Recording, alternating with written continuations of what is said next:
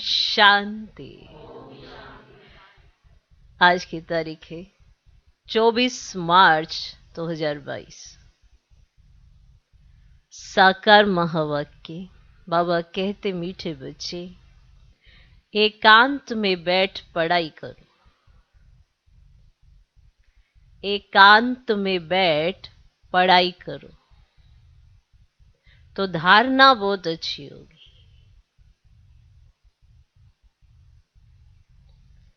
एकांत में बैठ पढ़ाई करो तो धारणा बहुत अच्छी होगी। सवेरे सवेरे उठकर विचार सागर मंथन करने की आदत डालो। सवेरे सवेरे उठकर विचार सागर मंथन करने की आदत डालो। बाबा कहते, मीठे बच्चे, एकांत में बैठ पढ़ाई करो तो धारणा बहुत अच्छी होगी। सवेरे सवेरे उठकर विचार सागर मंथन करने की आदत डालो। आदत डाली जाती है, पहले से नहीं होती।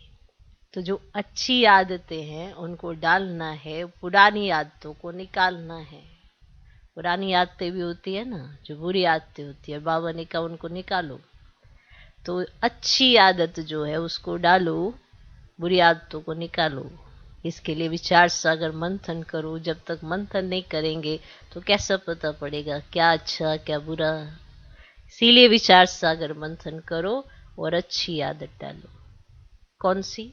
सवेरे सवेरे उठकर विचार सागर मंथन करने की और एकांत में पढ़ने की। जैसे स्कूल में पढ़ते हैं, कॉलेज में भी पढ़ते हैं, तो एकांत में पढ़ते हैं ना, ताकि उस समय पढ़ाई अच्छी होती है। तो आज का प्रश्न है, फुल पास होना है तो कौन से ख्याल आने चाहिए, कौन से नहीं आने चाहिए? फुल पास होना है तो कौन से ख्याल आने चाहिए, कौन से नहीं आने चाहिए?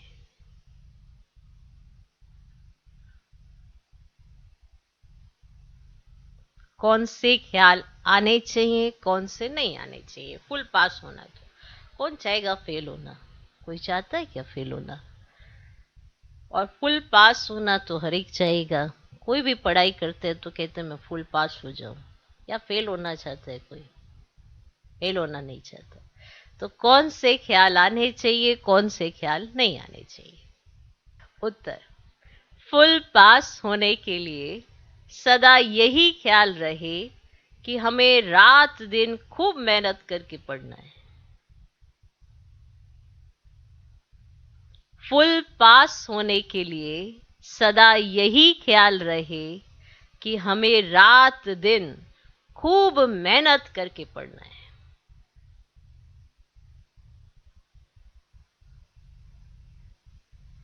जिसको फुल पास होना है वो तो रात दिन पढ़ेगा ना, और खूब मेहनत करेगा। फुल पास होना है तो अपनी अवस्था ऐसी ऊंची बनानी है, अपनी अवस्था ऐसी ऊंची बनानी है जो बाप दादा के दिल तख्त पर बैठ सके।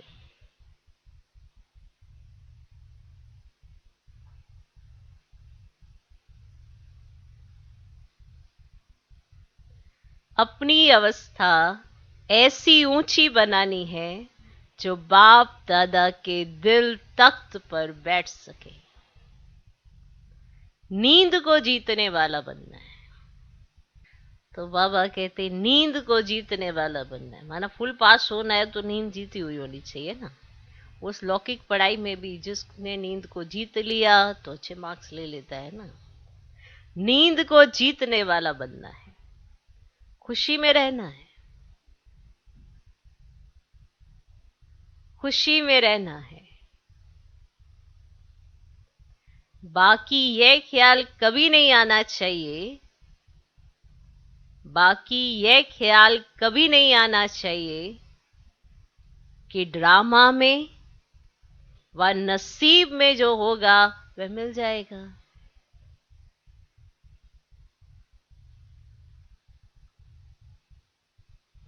बाकी ये ख्याल कभी नहीं आना चाहिए कि ड्रामा में व नसीब में जो होगा वह मिल जाएगा।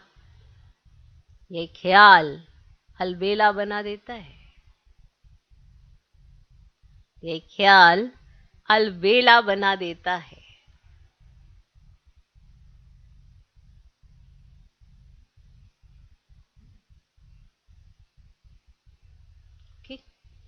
फुल पास होना है तो कौन से ख्याल आने चाहिए, कौन से ख्याल नहीं आने चाहिए? उत्तर, फुल पास होने के लिए सदा यही ख्याल रहे कि हमें रात दिन खूब मेहनत करके पढ़ना है, अपनी अवस्था ऐसी ऊंची बनानी है जो बाप दादा के दिल तख्त पर बैठ सके, नींद को जीतने वाला बनना है, खुशी में रहना है। बाकी ये ख्याल कभी नहीं आना चाहिए कि ड्रामा में व नसीब में जो होगा वह मिल जाएगा। ये ख्याल अलबेला बना देता है। आज का गीत है, तुम्हें पाके हमने जहान पाया। ओम शांति। बच्चों ने गीत का अर्थ समझा? बेहद के बाप से अभी हमको बेहद का वर्षा मिल रहा है। बच्चे बाप से फिर विश्व के स्वराज्य का वर्षा पा रहे हैं, जिस विश्व की बादशाही को तुमसे कोई छीन न सके। तुम सारे विश्व के मालिक बनते हो, वहां कोई हदें नहीं रहेंगी। एक बाप से तुम एक ही राजधानी लेते हो, जो एक ही महाराजा महारानी राज्य चलाते हैं। एक बाप फिर एक राजधानी, जिसमें कोई पार्टीशन नहीं। तुम जानते हो भारत में एक ही महाराजा महारानी लक्ष्मी नारायण की राजधानी थी, सारे विश्व पर राज्य करते थे। उसको अद्वैत राजधानी कहा जाता है, जो एक ने ही स्थापन किया है तुम बच्चों द्वारा। देखो बाबा कितना मान देता है बच्चों को। फिर तुम बच्चे ही विश्व की राजाई भोगेंगे। तुम जानते हो हर 5000 वर्ष के बाद ही हम ये राजाई लेते हैं, जानते हो। फिर आधा कल्प पूरा होने से हम ये राजाई गवाते हैं, फिर बाबा आकर राजाई प्राप्त कराते हैं। यह है हार और जीत का खेल। माना गवाते हैं, फिर पाते हैं, फिर गवाते हैं, फिर पाते हैं। यह हार जीत का खेल है। माया से हारे हार है। फिर श्रीमत से तुम रावण पर जीत पाते हो। देखो अपने आप तो जीत नहीं सकते रावण को, जब तक श्रीमत ना मिले। तो श्रीमत मिले तो रावण पर जीत पाते हो। तुम्हारे में भी कोई बिल्कुल अनन्य निश्चय बुद्धि है। अनन्य निश्चय बुद्धि, ऐसे तो हम सभी निश्चय बुद्धि हैं, पर अनन्य निश्चय बुद्धि, जिनको सदैव खुशी रहती है कि हम विश्व के मालिक बनते हैं। बल कितने भी क्रिश्चियंस पावरफुल हैं, है ना इस समय क्रिश्चियंस पावरफुल, परंतु विश्व के मालिक बने यह हो ही नहीं सकता। टुकड़े टुकड़े पर राज्य है। पहले पहले एक भारत ही सारे विश्व का मालिक था। देवी देवताओं के सिवाय दूसरा कोई धर्म ही नहीं था। ऐसा विश्व का मालिक जरूर विश्व का रचयिता ही बनाएगा। देखो बाबा कैसे बैठ समझाते हैं, तुम भी समझा सकते हो। बाबा जैसे समझाते हैं तो तुम भी समझा सकते हो। भारतवासी विश्व के मालिक थे जरूर। विश्व के रचयिता से वर्षा मिला होगा। फिर जब राजाई गवाते हैं, दुखी होते हैं, तो बाप को याद करते हैं। विश्व के रचयिता से वर्षा मिला होगा ना, मिला होगा ना। अब दुखी होते हैं तो किसको याद करते? बाप को याद करते हैं। भक्ति मार्ग है ही भगवान को याद करने का मार्ग। कितने प्रकारों से भक्ति, दान, पुण्य, जप, तप आदि करते हैं। इस पढ़ाई से जो तुमको राजाई मिलती है ना, वह पूरी होने से फिर तुम भक्त बन जाते हो। अब राजाई मिली, इस पढ़ाई से आपको प्रारब्ध मिल गई, अब उसको पूरी करोगे फिर आप भक्त बन जाओगे। लक्ष्मी नारायण को भगवान भगवती कहते हैं, क्योंकि भगवान से राजाई लिया ना, इसीलिए उन्हें भगवान भगवती कहते हैं। परंतु बाप कहते हैं उनको भी तुम भगवान भगवती नहीं कह सकते हो। इनको ये राजधानी जरूर स्वर्ग के रचयिता नहीं दी होगी, परंतु कैसे दी ये कोई नहीं जानते। तुम सब बाप के अथवा भगवान के बच्चे हो ना। अब बाप सबको तो राजा ही नहीं देंगे, यह भी ड्रामा बना हुआ है। भारतवासी ही विश्व के मालिक बनते हैं। अभी तो है ही प्रजा का प्रजा पर राज्य। अपने को आप ही पतित भ्रष्टाचारी मानते हैं। इस पतित दुनिया से पार जाने के लिए खेवैया को याद करते हैं ना कि आकर इस वैशाल्य से शिवालय में ले चलो। अब एक है निराकार शिवालय निवान धाम, और दूसरा फिर शिव बाबा जो राजधानी स्थापन करते हैं ना, उनको भी शिवालय कहते हैं। सारी सृष्टि ही शिवालय बन जाती है, बाबा ने स्थापन की है ना। तो ये साकारी शिवालय सतयुग में, और वह है निराकार शिवालय निर्वाण धाम में। ये नोट करो ना, बाबा ने कहा है, हमने नहीं कहा है, लिखा है मुरली में। सोचे अच्छा नोट करा रहे हैं, बाबा ने कहा ये नोट करो, मुरली में है। इसलिए कहा जब सुनते हो मुरली तो ध्यान से सुनो और फिर उसके बाद रिपीट जरूर करो। तो एक है निराकार शिवालय निर्वाण धाम, दूसरा फिर शिव बाबा जो राजधानी स्थापन करते हैं उनको भी शिवालय कहते हैं। सारी सृष्टि ही शिवालय बन जाती है। तो यह साकारी शिवालय सतयुग में, ये वाला शिवालय आना सतयुग में। अब वह है निराकार शिवालय निर्वाण धाम में। ये नोट करो, समझाने के लिए बच्चों को पॉइंट्स बहुत मिलती हैं। फिर अच्छी रीति मंथन भी करना चाहिए। जैसे कॉलेज के बच्चे बचपन में सवेरे सवेरे उठकर अध्ययन करते हैं। कौन किस ने सवेरे सवेरे उठकर अध्ययन किया है? कई कहते हैं हमसे सुबह नहीं उठा जाता, रात को जितनी मर्जी देर बैठा लो। सभी ने किया, कितने होशियार हो भाई। तो जैसे कॉलेज के बच्चे बचपन में सवेरे सवेरे उठकर अध्ययन करते हैं। सवेरे क्यों उठते हैं? क्योंकि आत्मा विश्राम पाकर रिफ्रेश हो जाती है। अब रात को आपने विश्राम कर लिया, शरीर से डिटैचमेंट हुई, आप सुबह उठोगे तो रिफ्रेश उठोगे। इसीलिए कहा जाता है सवेरे सवेरे याद करो। एकांत में बैठ पढ़ने से धारणा अच्छी होती है। सवेरे उठने का शौक होना चाहिए। अब ये भी एक तरह का शौक है, कईयों को नहीं होता है। कई कहते रात को जितनी देर तक बिठाए रखो, सवेरे उठने के लिए नहीं कहो। कईयों ने ऐसा बनाया वो अपनी थ्योरी। लेकिन बाबा कहते हैं सवेरे उठने का तुम्हें क्या होना चाहिए? शौक होना चाहिए। कोई कहते हैं हमारी ड्यूटी ऐसी है, सवेरे जाना पड़ता है, इसीलिए हम ना सवेरे सवेरे इतनी जल्दी बैठ नहीं सकते, हमारी ड्यूटी ऐसी होती है, सवेरे जाना पड़ता है। अच्छा शाम में बैठो, सवेरे तुम्हारी ड्यूटी है ना, अच्छा शाम में बैठो। शाम के समय भी तो कहते हैं देवताएं चक्कर लगाते हैं। क्वीन विक्टोरिया का वजीर रात को बार बत्ती के नीचे जाकर पढ़ता था, है ना। उसको पढ़ाई का शौक था ना, तभी तो वजीर बना। उसको पढ़ाई का शौक था। वो रात को बाहर में जो बत्ती जलती थी ना, स्ट्रीट लाइट, उसके नीचे जाकर पढ़ता था। बहुत गरीब था, पढ़कर वजीर बन गया। तो सारा मदार किस पर है? पढ़ाई पर। तुमको तो पढ़ाने वाला परम पिता परमात्मा है। तुमको यह ब्रह्मा नहीं पढ़ाता, ना ही श्री कृष्ण। निराकार ज्ञान का सागर पढ़ाते हैं। अब उनको ही रचना के आदि मध्य अंत का ज्ञान है। सत्युग त्रेता आदि, फिर त्रेता का अंत, द्वापर की आदि उनको मध्य कहा जाता है। अब ये सब बातें बाबा समझाते हैं, समझ में आती है। ब्रह्मा सो विष्णु बन 84 जन्म भोगते हैं, फिर ब्रह्मा बनते हैं। अब ब्रह्मा ने 84 जन्म लिए, व लक्ष्मी नारायण ने 84 जन्म लिए। अब ब्रह्मा ने 84 जन्म लिए या लक्ष्मी नारायण ने 84 जन्म लिए? बताओ भैया, टेस्ट हो गया तुम्हारा। बात तो एक ही हो जाती है, आत्मा तो एक ही है ना।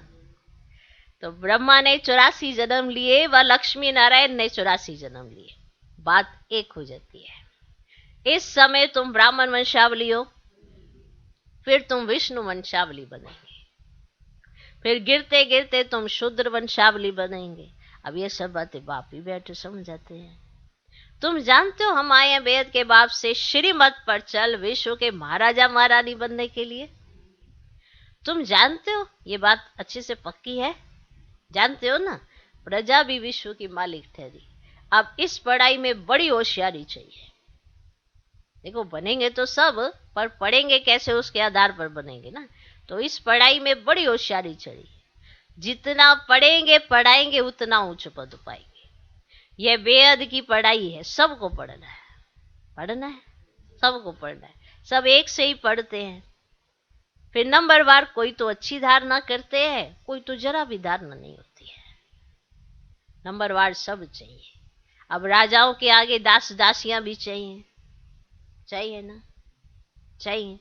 दास दासियां तो महलों में रहते हैं, प्रजा तो बाहर रहती है। अब वहां महल बहुत बड़े बड़े होते हैं, जमीन बहुत है, मनुष्य थोड़े हैं, अनाज भी बहुत होता है, सब कामनाएं पूर्ण हो जाती हैं। पैसे के लिए कभी दुखी नहीं होते। अब यहाँ तो पैसे की पिछाड़ी दुखी बहुत है। पैराडाइज नाम कितना ऊंचा है। एक की मत पर चलने से तुम विश्व के मालिक बन जाते हो। वहां कहेंगे सत्युगी सूर्यवंशी लक्ष्मी नारायण का राज्य, फिर बच्चे गद्दी पर बैठेंगे, उनकी माला बनती है। 8 पास हुई डोनर्स होते हैं, 9 रत्नों की अंगूठी भी पहनते हैं। अब बीच में बाबा और बाकी 8 रत्न। 9 रत्नों की अंगूठी बहुत पहनते हैं। अब ये देवताओं के निशानी समझते हैं, अर्थ तो समझते नहीं कि ये 9 रत्न कौन है। अब माला भी 9 रत्न की बनती है।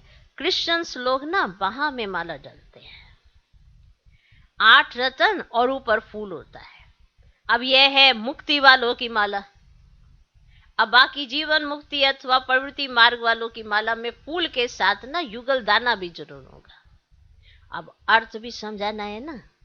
शायद वे पोप की भी नंबरवार माला बनाते हो, है ना। बाबा कहते शायद वो ना पोप की नंबरवार माला बनाते होंगे। अब इस माला का तो उनको मालूम ही नहीं है। वास्तव में माला तो यही है जो सभी फेरते हैं, शिव बाबा और तुम बच्चे जो मेहनत करते हो। अब अगर तुम किसको भी समझाओ तो माला किसकी बनी हुई है तो झट समझ जाएगी। तुम्हारा प्रोजेक्टर जो है ना विलायत तक भी जाएगा। फिर समझाने वाली जोड़ी भी चाहिए, माना विलायत में जाके समझाए तो समझाने वाली जोड़ी भी चाहिए। समझेंगे ये तो प्रवृत्ति मार्ग है। बाप का परिचय सबको देना है और सृष्टि चक्र को भी जानना है। तो जो चक्र को नहीं जानते तो उन्हें क्या कहेंगे। सतयुग में तुम सर्वगुण संपन्न 16 कला संपूर्ण थे, अभी फिर बनते हो। तुम ये पढ़ाई पढ़कर इतने ऊंचे बने हो। राधे कृष्ण अलग अलग राजधानी के थे। स्वयंवर के बाद नाम लक्ष्मी नारायण पड़ा। लक्ष्मी नारायण का कोई बचपन का चित्र नहीं दिखाते हैं। सतयुग में तो किसकी स्त्री अकाले मरती ही नहीं, सब पूरे टाइम पर शरीर छोड़ते हैं, तो रोने की दरकार ही नहीं होती है ना। नाम ही है पैराडाइज। तो इस समय ये अमेरिका, रशिया, इस समय ये अमेरिका रशिया आदि जो भी है ना, सब में है माया का भवका। ये एरोप्लेन मोटरे आदि सब बाबा के होते ही निकली है, बाबा के सामने सामने निकली है। 100 वर्ष में ये सब हुए। यह है मृग तृष्णा मिसल राज्य। इनको माया का पॉम्प कहा जाता है। साइंस का पिछाड़ी का भवका है ना, लास्ट में बहुत अच्छा भवका दिखाती है साइंस। अल्पकाल के लिए सब खत्म हो जाएगी, फिर स्वर्ग में काम आएंगे। माया के पॉम्प से खुशी भी मनाएंगे तो विनाश भी होगा। अभी देखो साइंस कितनी रिफाइन होती जाती है। वो सब कहाँ के लिए हो रही है, सत्य के लिए हो रही है ना, यहाँ के लिए थोड़ा हो रही है। यहाँ तो विनाश की तैयारियां चल रही है। तो माया के पंप से खुशी भी मनाएंगे तो विनाश भी होगा। अब तुम श्रीमत से राजाई ले रहे हो, वह राजाई हमसे कोई भी छीन नहीं सकता। वहां कोई उपद्रव नहीं होगा क्योंकि वहां माया ही नहीं है। बाप समझाते बच्चे अच्छी तरह पढ़ो, परंतु साथ साथ बाबा ये भी जानते हैं कि कि कल्प पहले मुआफी की सबको पढ़ना है। जो सीन कल्प पहले चली है वही अब चल रही है। नर्क को स्वर्ग बनाने का कल्याणकारी पाठ कल्प पहले मुआफी ही चल रहा है। ऐसे ही चल रहा है ना, वही सीन चल रही है। पर अब आप क्या ढूंढोगे ये तो आपके अपने हाथ में है ना। तो बाकी जो इस धर्म का नहीं होगा उसको ये ज्ञान बुद्धि में बैठेगा ही नहीं। बाप टीचर है तो बच्चों को भी टीचर बनना पड़े ना। विलायत तक ये पढ़ाने के लिए बच्चे गए हैं। इंटरप्रेटर भी साथ में होशियार चाहिए, मेहनत तो करनी है। तुम ईश्वरीय बच्चों की चलन बहुत ऊंची चाहिए। सतयुग में चलन होती ऊंची और रॉयल है। अब यहां तो तुमको बकरी से शेरनी और बंदर से देवता बनाया जाता है। बताओ भाई, अब कौन बकरी कौन शेरनी, कौन बंदर कौन देवता, ये सब हम अपना देख सकते हैं। ठीक है, तो पहले हम क्या थे, बकरी, फिर बने शेरनी, फिर क्या थे, बंदर, अब क्या बन रहे हैं, देवता। बताओ, बंदर का भी मंदिर है वैसे कि ये देखो एग्जाम्पल है, ये बने थे। तो ये बकरी अब नहीं है ना, शेर नहीं है। ये कह नहीं हम शेर नहीं है। डरती तो नहीं ना किसी से, डराती हो? अच्छा, तो या तो तुमको बकरी से शेरनी और बंदर से देवता बनाया जाता है। तो हर बात में निरअहंकारी पना चाहिए, हर बात में निरअहंकारी पना चाहिए। अपने अहंकार को तोड़ना चाहिए, क्योंकि किसी ना किसी बात का ना मनुष्य को अहंकार रहता ही है, और वही अहंकार उसको डुबो डालता है। फिर जब वो डूबता है तो समझ में आता है कि मेरे अहंकार ने मुझे डुबोया है। तो हर बात में निरअहंकारी पना चाहिए, अपने अहंकार को तोड़ना चाहिए। याद रखना चाहिए, जैसा कर्म हम करेंगे हमको देख और करेंगे। जिस आत्मा को ये बात याद रहती है ना कि मुझे कैसे कर्म करने हैं, हम दूसरों से तो बड़ी उम्मीदें लगाते हैं। इसको ऐसा होना चाहिए, इसको ऐसा होना चाहिए, इनको ये नहीं करना चाहिए, उनको ये नहीं करना चाहिए। दूसरों के लिए तो इतना बड़ा इतिहास है हमारे पास, किसको क्या करना चाहिए, किसको क्या नहीं करना चाहिए। पर अगर अपना खाता चेक करें तो हम अपने लिए कोई ना कोई कारण ढूंढ लेते हैं कि मैं जो ऐसा कर रहा हूं ना, या मैं ऐसा कर रही हूं, उसका पीछे ये कारण है। तो दूसरे के भी करने पर कोई कारण होगा, उस पर तो कभी चिंतन ही नहीं जाता। उसको तो अच्छा ही होना चाहिए, वैसे वो हमारा राजा ही होगा ना, जिसके बनने की हम इंतजार में बैठे हैं। अगर कोई आपको कहे कि आपको राजा बनना है या दूसरे को बनाना है, तो सबसे पहले कहेंगे मुझे राजा बनना है, दूसरा तो अपने आप बनेगा। पर परिवर्तन आपको दूसरे का ही चाहिए, पहले बदले वो।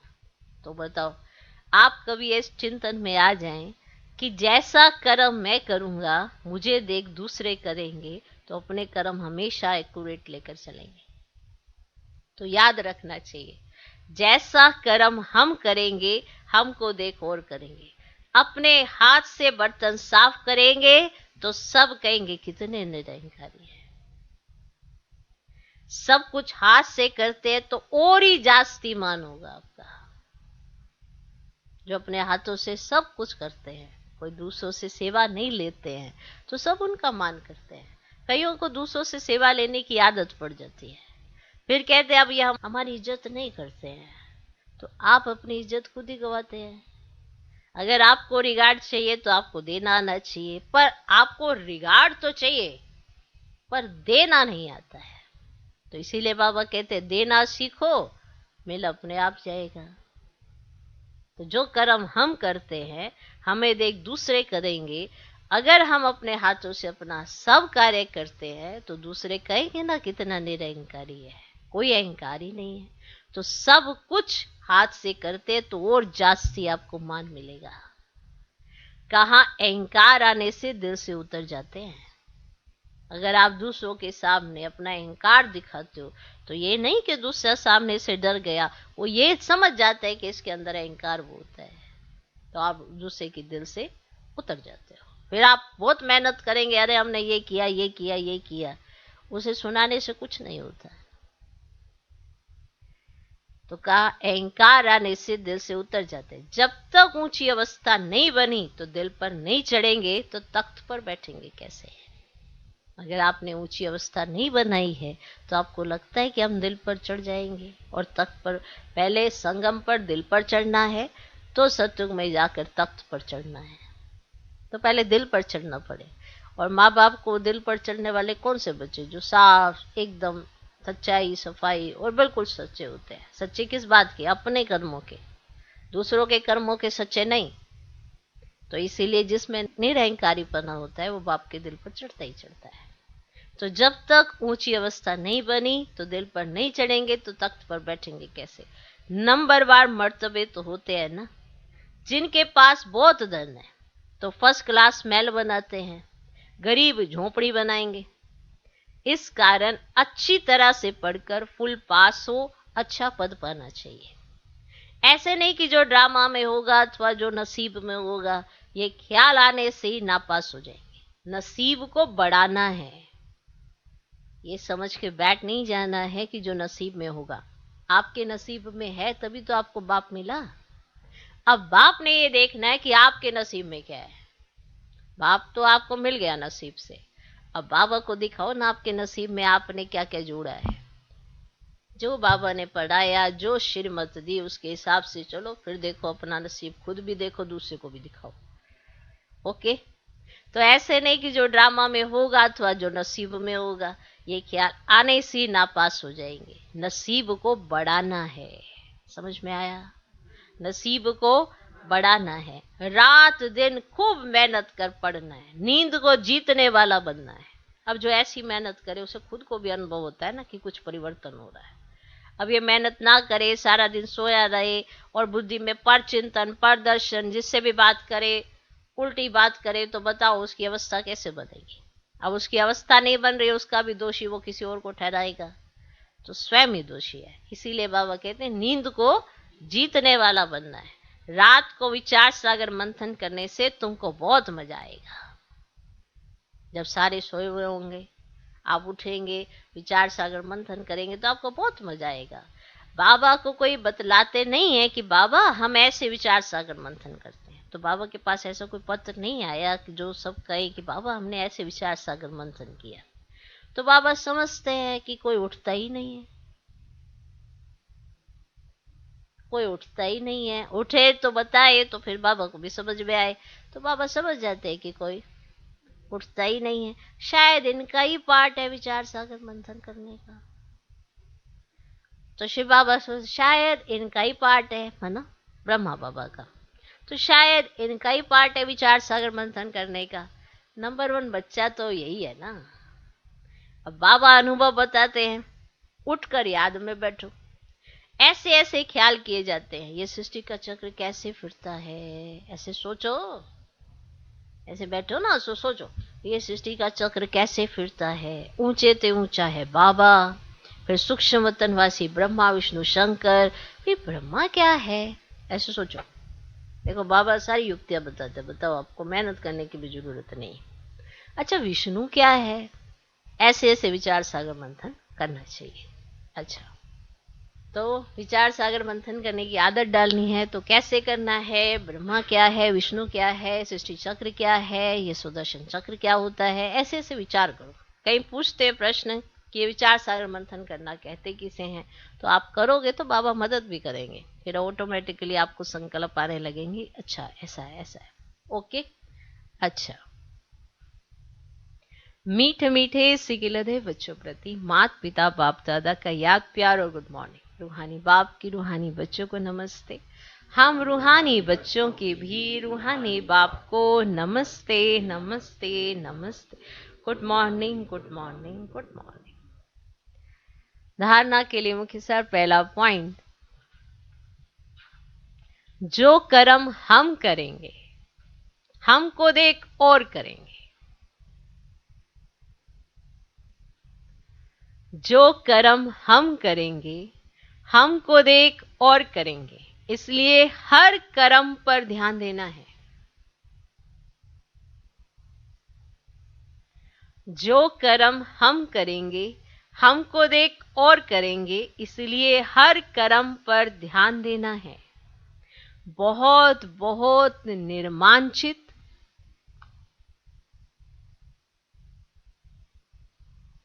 बहुत बहुत निर्मांचित, निरहंकारी बनना है। बहुत बहुत निर्मांचित, निरहंकारी बनना है। अहंकार को तोड़ देना है। अहंकार को तोड़ देना है।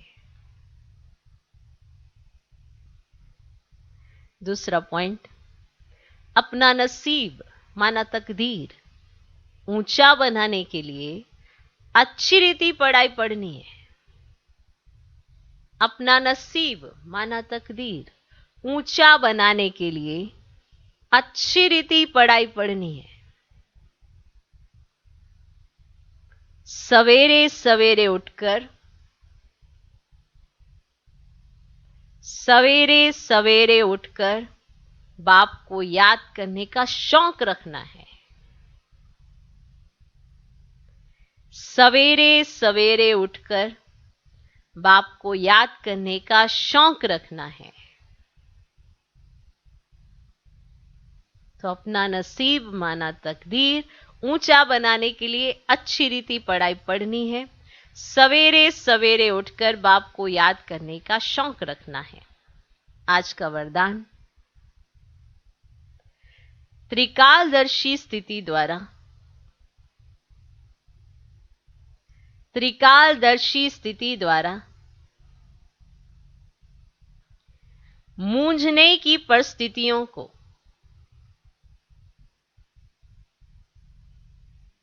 मौज में परिवर्तन करने वाले कर्म योगी भव।